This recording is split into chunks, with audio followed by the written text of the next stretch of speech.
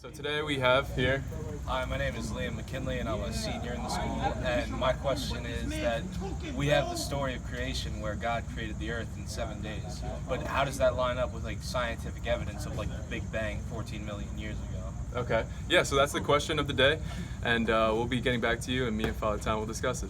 Thanks, guys.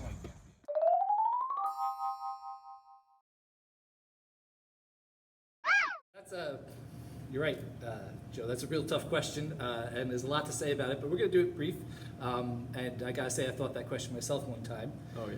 What would you say to Liam's question? So Liam, we see in the Bible that the earth was created in 7 days, how God rested on the Sabbath. So when we look at these scriptures, we should look at them as St. Augustine tells us to look at them as more of like an allegory. So a story that has a deeper meaning.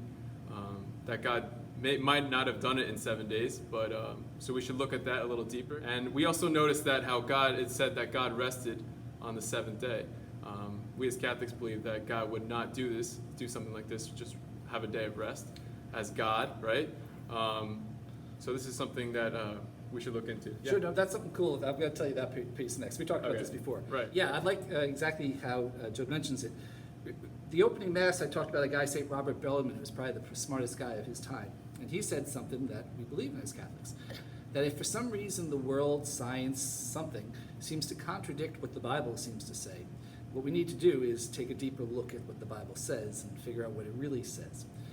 So we as Catholics have never taken the Bible to be literally true. That's not Catholics. They are Christian groups that are less formed and not as mature as ours, that go literal, like they can't go to doctors and things like that. We are not that.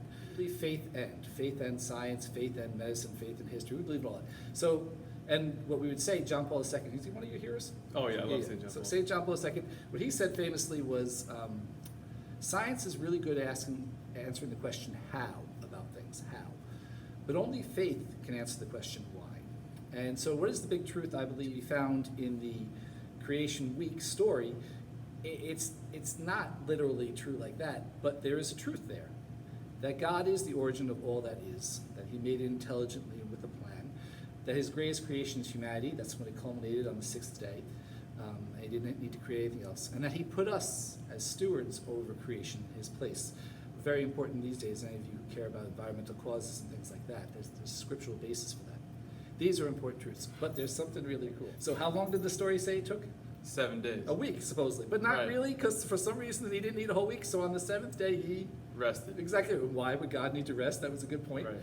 So what's the seventh day? It's Sunday. Saturday. Saturday. Saturday, that's in Espanol, Yeah. Sábado, Sabbath. Yeah. So Saturday is the seventh day of the week, he's resting, which means he finished creation the day before that, which was on Saturday. the day before Friday. Saturday. the other Yeah, day yeah, before yeah. Saturday.